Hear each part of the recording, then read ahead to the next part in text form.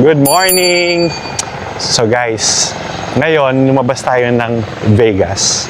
So today we'll explore Grand Canyon and also later on sa Hoover Dam. So dito kami ngayon sa Grand Canyon Place. Tapos, so we traveled around 2 hours from Vegas going to here. Medyo malayo din, pero ang ganda, nakita nyo naman yung mga videos, diba? And then, pupunta tayo ngayon dun sa mismong Grand Canyon. But before that, you need to board a bus that will take you to the Grand Canyon. So ito yung Grand Canyon West. And dito tayo papasok later on. Pero we'll look for food muna bago tayo pumunta dun. Yan. Meron silang Starbucks, wag ka. Meron Starbucks dito sa gitna ng desierto. Actually guys, desierto siya eh. Sabi sa akin ng friend ko, si Jen, sabi niya, ano daw siya, Arizona na part na kasi ito ng state. So it's actually desert. Desert area na. And medyo malamig yung temperature dito kasi wala ngang community, kundi ito lang. Tapos, yung dinaanan din namin, kung makita ninyo, reopen yung area. Walang community masyado. Meron siyang ganito. Area.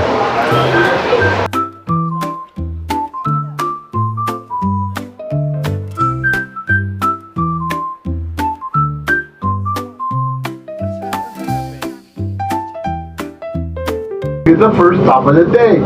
The second stop of the day is called Guano Point. Guano Point is a big giant rock peninsula where you can walk all the way down to the end of the peninsula and get beautiful pictures of the Grand Canyon. But why do they call the first stop Eagle Point? Why do they call it Eagle Point? Because we have a giant rock formation, a giant rock that looks like a giant eagle. So guys, this is what you call Eagle's Point daw. So Eagle Point dahil para daw siyang eagle na yung nasa gitna. So yan. So makikita nyo, ang laki niya. Amazing. Ayan siya. Ang laki. O diba? Si Eagle's Point has been a special point of interest of the Hulaypay people with its beautiful panoramic views of the canyon walls where the heavens and earth meet with such magnificence at this point. Oh, yan siya. Oh, yan yung area. Oh. So, ayan. Maraming tao dito, guys. And kung makikita ninyo, ayan siya sa likuran ko. Ang Grand Canyon. Eagle's Point, parang isa lang to doon sa mga stop ng bus. Kung makikita nyo, ayan yung eagle daw dito. Tapos, parang siya nakaganon. O, diba? Nakaganon daw siya. Yung spread yung wings niya. Yun siya. Tapos may mountain sa dalawa. Yun. So, yun. Kaya siya tinawag na Eagle's Point. Guys, pagka nandito kayo, para ma-realize mo, parang, ang laki. Ang laki niya talaga. Tapos, paano nangyari na nagkaroon ng ganito dito? Diba? Paano nagkaroon ng ganyan dito sa area na to? And hindi mo man lang malaman kung paano. So parang what about? So ibig sabihin, ilang years yan na tubig siguro yan. I don't know if it's lime formation. Na baka tagal na tubig yan. Tapos yan nawala yung tubig. Naging ganyan na siya. O diba? How amazing the world is. It's really a wonder of the world. Oh. Maraming nagpo-photo dito. Tsaka meron pa dito sa area na to yung skywalk para may mas makita kang area ng Grand Canyon. Ayan yung area ng skywalk. Diyan. Tapos, yan siya oh.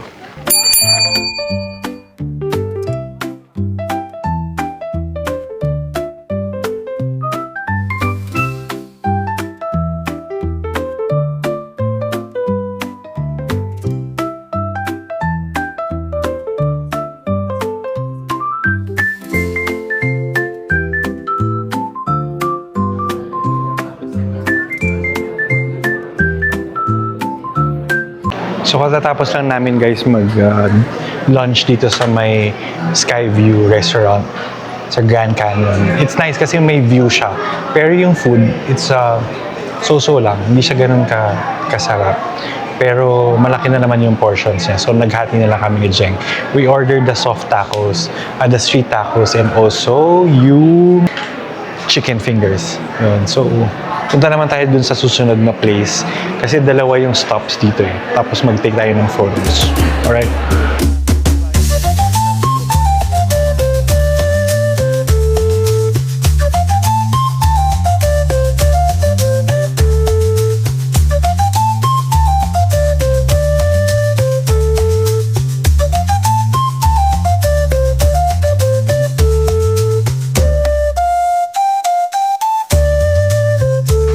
So guys, ganito lang siya. Oh. Maliit. Tapos ano lang siya, wooden. Tapos yung ganyan. Yung mga inhabitants dito sa area na to ng Grand Canyon is actually the Native Americans. So Hualapo tribe yung nag-ano dito, nagko-conserve or sila yung nag-maintain itong area na to. It was given to them by the government. So meron, ito yung community nila dito. Meron dito mga para makikita mo yung kanilang bahay, ganyan, dito. Pero dito sila, they reside on this part of America.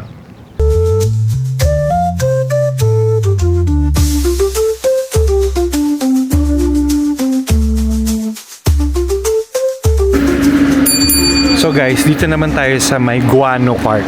Yung guano is bird poop. Di ba ginagamit natin yun sa Manila na parang ano din, pataba talaga, pataba ng tawag doon, ng fertilizer siya, di ba? Sa mga plants. So ayan, so ito siya, ito yung part naman na isang part dito sa may Grand Canyon. Ganun magsiya tayo, ano lang, yung tour guide dun sa bus, parang this is the Grand Canyon. Guys, ang ganda niya, tignan mo. Kaya siya talaga 7 wonders of the world. Isa siya sa 7 wonders of the world. Kasi nga naman, isipin mo, paano talaga yan nagawa? Paano yung ginawa ni Lord? Di ba? Tsaka gaano katagal yan ginawa, nangyari yan, formation na yan. Ayan guys, yung nasa likuran ko is yung Grand Canyon. So, dito sa Guano, medyo mas malaki yung area na lalakaran mo na pwede mo makita yung Grand Canyon na yan. Sobrang ganda niya guys in person. Tapos sobrang massive. Ang laki-laki niya. Yung laki niya, hindi mo alam kung hanggang saan siya mag-i-end. Tapos, kakaiba yung itsura niya eh. Kasi sa atin, di ba alam natin na ano siya na yung mga limestone formations. Ito, rocks talaga siya. Tapos, yung rock niya, patong-patong, may mga patong-patong siyang ganun. May linya kasi siya. So, siguro yun yung number of years. I don't know. Tignan mo to. Ito. So, ganyan siya guys. Ayan, in person. So, medyo meron siyang layers, di ba? Nakikita niyo yung mga layers. Probably, yan yung layers of years na I don't know, millions of years na hindi ko alam eh. Di ba, Google nyo na lang. Pero, ayan siya talaga. Ang ganda! Guys, hindi siya part talaga dapat na itinerary ko, pero in-insist ng friend ko ni Jeng. Buti na lang pumunta ako kasi I could have missed this. And it's very very mind-blowing how they were able. Wow, mind-blowing. Basta ganun siya. Yan yung Grand Canyon.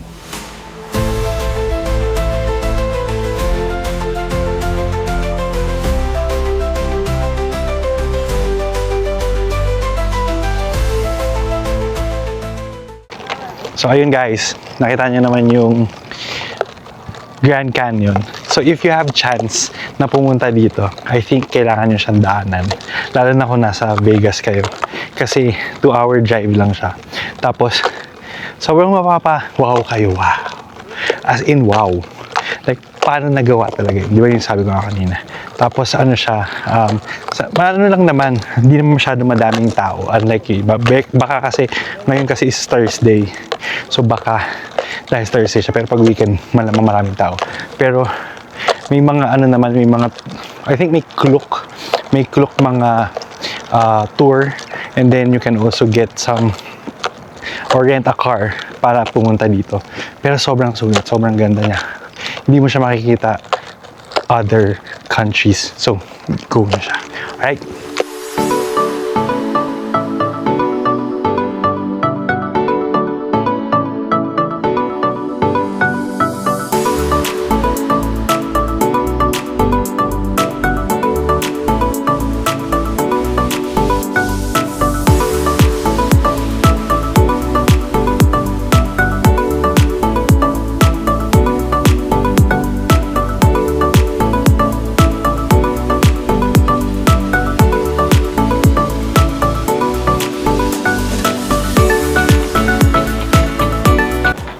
So guys, welcome to the Hoover Dam.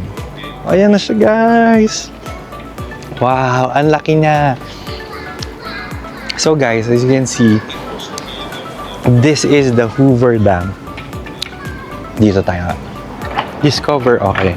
It is an American icon. So ang sabi dito is, dito tayo sa Hoover Dam. Tapos, kung makita ninyo, ayan siya, di ba? So, andito tayo sa side ng Nevada. Meron din side ng Arizona. Tapos, kung makita mo, from Lake Mead, ini-stop niya yung water to come to the Colorado River. Right? So, kung makikita ninyo, siya yung nagsa-stop. And, influential si Hoover Dam kasi siya yung meron ditong natural power na nakukuha from the dam. Okay?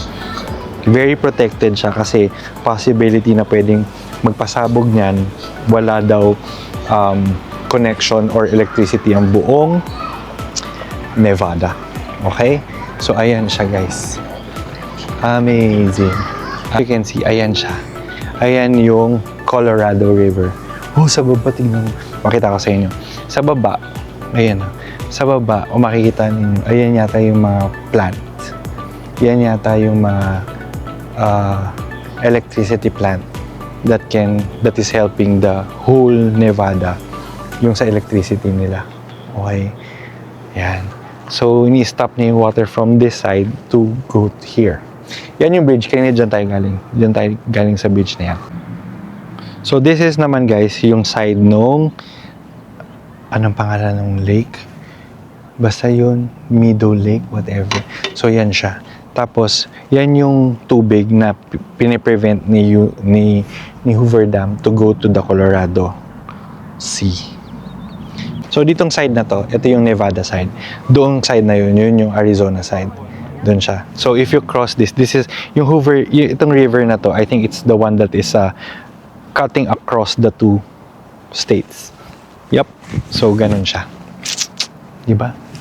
Ganda. Ang ganda dito, guys.